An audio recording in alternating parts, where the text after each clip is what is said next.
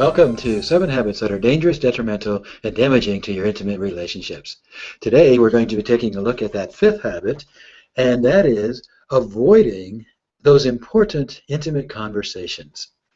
Now, in long-term relationships, one of the things that becomes very difficult over time is to be able to have those very important, sometimes emotionally charged, intimate conversations. They become difficult to have because we become so afraid or frightened of how our partner might react to what we're thinking or what we're feeling or just to what we want to talk about. And so the fear of having those conversations for many of us cause us to just simply avoid having them. Now, what makes this really important is that it's those intimate, emotionally charged conversations that actually build the intimacy and create the excitement of staying in long-term relationships. And so the more that we can have these conversations, the more intimacy that we grow. But for many of us, we just don't quite know how to have these conversations.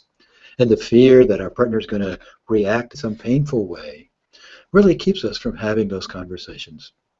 So today, my gift to you is that I'm going to give you 5 principles that if you employ these 5 principles in having all of your conversations, but in particular these important and sometimes emotionally charged conversations, they will make these conversations go much, much better, and you will be creating and growing the relationship of your dreams. The first principle is to be mindful. When you begin those intimate conversations, those important conversations, before you begin, take a few moments just to breathe. Yeah, just breathe. Let yourself become a little bit more relaxed and be mindful of how you want to present what you're wanting to say to your partner.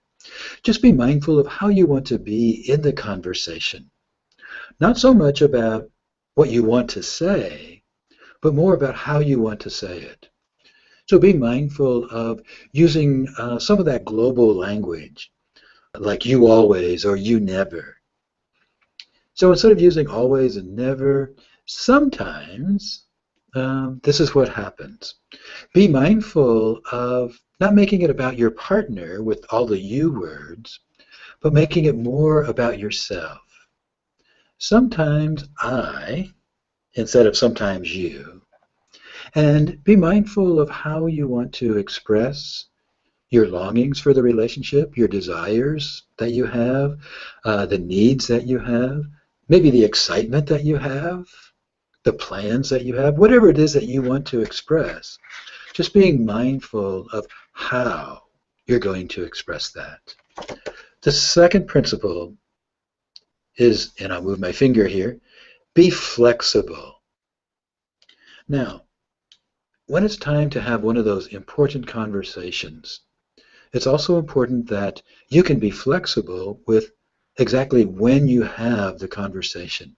It's important that your partner can really hear you and that you're really heard when you're having that conversation. So it's important enough to really schedule the conversation. So approaching your partner something like this: I've got something on my mind that I'd really like to talk about, and I just want to have your full attention for about 25 or 30 minutes. When would be a good time for us to be able to have that conversation? Be flexible with whatever your partner says. That'll bring your partner to a place where they are aware that you're wanting to have an important conversation, and now may not be a good time right now, but your partner can let you know when a good time is. Thirdly, be very clear in your conversation with your partner. Be clear, first of all, with yourself. Be very clear in your own thinking, in your own mind, of what's your intention for wanting to have this conversation. And what's your intention of how you want to be in this conversation? Secondly, be very clear in your own mind what your expectations are of your partner. Are your expectations that you want your partner really to listen to you and just kind of hear and try to understand what you're expressing? Or is your expectation that you're actually going to want your partner to do something as a result of this conversation? The clearer that you can be in your own mind about what your intentions are for the conversation and what your expectations are of your partner, then the clearer you'll be able to clearly express those two things to your partner. And it's important to clearly express to your partner what your expectations are. I'm really not asking you to do anything. I'm not asking you to fix anything. I just really want to be heard. So be clear with your intentions and with your expectations. Fourth, be curious and be open.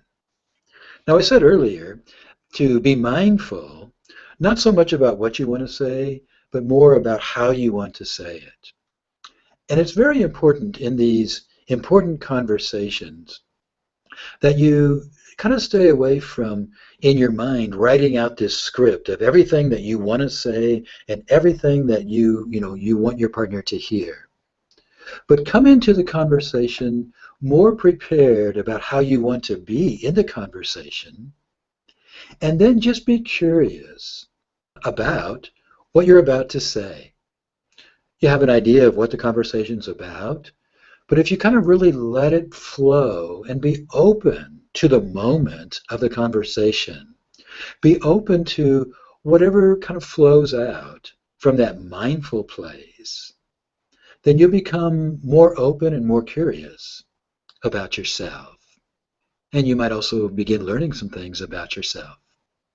Also, be very curious about your partner. And show your partner that you're really open to really hearing and listening to the response that your partner has. And most importantly, being curious and being open to whatever the outcome of the conversation is, rather than having your preconceived idea of what this is going to accomplish and being attached to that.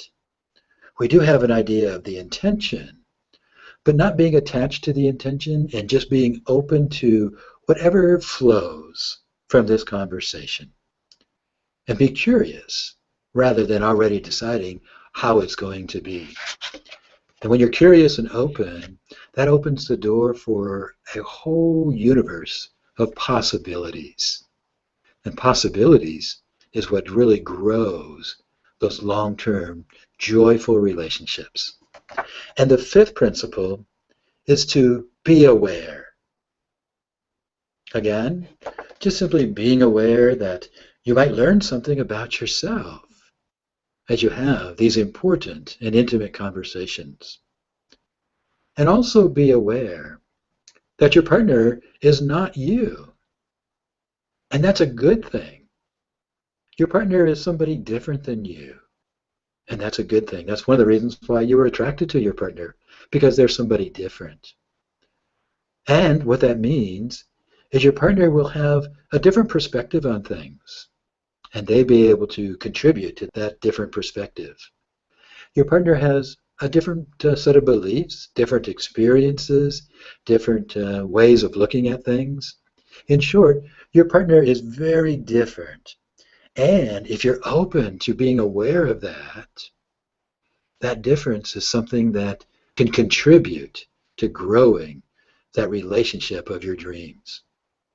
So when you enter into a conversation that you need to have, and if you can do that and be aware that you and your partner are two different people, and you can be curious and open to what your partner may have to say, to hearing what you may have to say, and to the outcome of the relationship.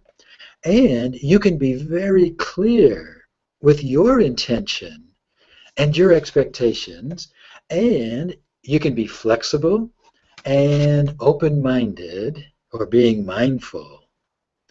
When you can employ these 5 principles, you'll soon begin discovering that these important conversations in these important relationships aren't something that you need to dread, but you can look forward to because they begin creating the relationship of your dreams. So what if you continue to avoid having those important conversations? Where will your relationship be 6 months or a year from now?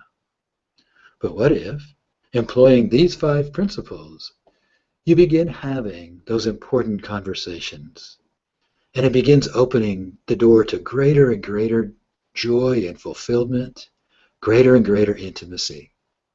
Where might your relationship be 6 months or a year from now?